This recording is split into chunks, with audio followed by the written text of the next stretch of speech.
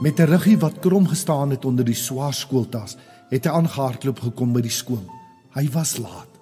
Net toe juffrou met die klas wou begin, het hy uit asem ingestorm in die klas. En met 'n "Jammer, ek is laat, juffrou," het hy gaan sit. Hy het so geskarrel en gehardloop om betyds te wees, dat hy skoon vergeet het, daar was nog 'n nood wat geroep het, en dat hy eers by die toilet moes uitkom. Soos wat hy gesit het, het die nood al hoe groter geword, en hy het geweet daar is nie 'n manier dat hy nou vir die juffrou kon vra om die kamer te kon verlaat nie.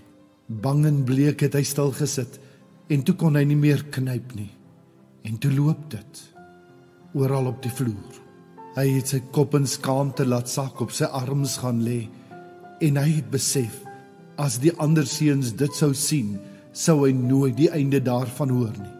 Meer nog, as die meisiekinders dit sou sien, dan sou hy ook nooit hulle gelag agter die hand kon hanteer nie. Sy hart het in sy keel geklop, en elke keer as juffrou in sy rigting kyk, het alles in hom gevries, uit vrees dat sy sou sien wat gebeur het. 'n Jong meisie wat skuins agter hom gesit het, het haar hand opgesteek en gevra, "Juffrou, ek het my goudvis gebring vir 'n ander klas, maar hy is so 'n bietjie in my pad, kan ek hom net op juffrou se tafel sit?" Die juffrou het gereageer en sê, "Seker, bring hom maar na my tafel toe." Toe sy langs die seun kom, het sy gemaak of sy gelei, en sy die bak water op sy skoot omgekeer, terwyl die goudvis eenkant op die grond geflip-flop het. Die hele klas het vir haar onbeholpenheid gelag, en haar 'n klomp name genoem wat nie mooi was nie. Juffrou het 'n paar van die ander kinders aangesê om die moppe te gaan haal en lappe te bring, sodat hulle alles kon opdroog. En sy het vir Sena gevat na die skoolklerebank, waar sy vir hom 'n droë broek en hemp gegee het. Toe hulle terugkom in die klas, was alles opgedroog, en niemand het eintlik agtergekom en geweet van wat regtig gebeur het nie.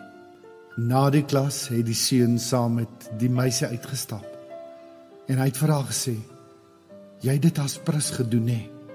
Sy sê, "Ja, ek het dit as prins gedoen, want dit het al 'n vorige keer met my ook gebeur, en ek wou nie gehad het, die kinders moes jou spot, soos wat hulle my gespot het nie. Daarom het ek besluit om die visbak se water op jou uit te gooi, dat hulle my maar kan spot, maar sodat niemand sal weet wat met jou gebeur het nie. Wie sal ons glo as ons hiervan vertel? Wie sal die mag van die Here hierin kan raak sien?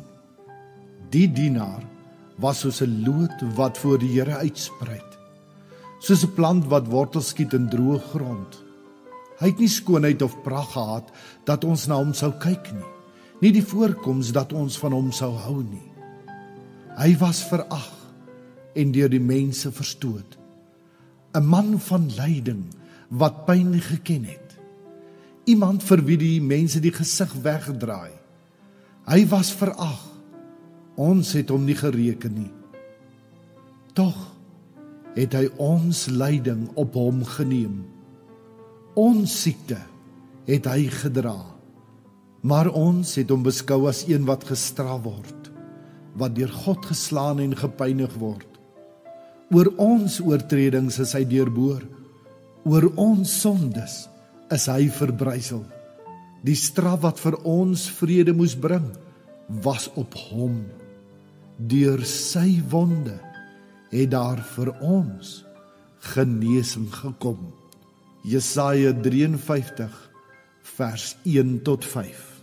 God het die mensdom se nood raak gesien. Hy het geweet wat die gevolge was, die uiteinde, die ewige dood. En toe het hy sy seun, sy kosbaarste, laat mens word, gebore word in 'n krib in Bethlehem, om ons skuld, die spot, die lyding, die ewige verdoemenis wat ons deel sou wees, op hom te neem. In ons plek het hy die spot, die pyniging gedra, sodat ek en jy as nuwe, vry mense vir ewig saam met hom kan wees.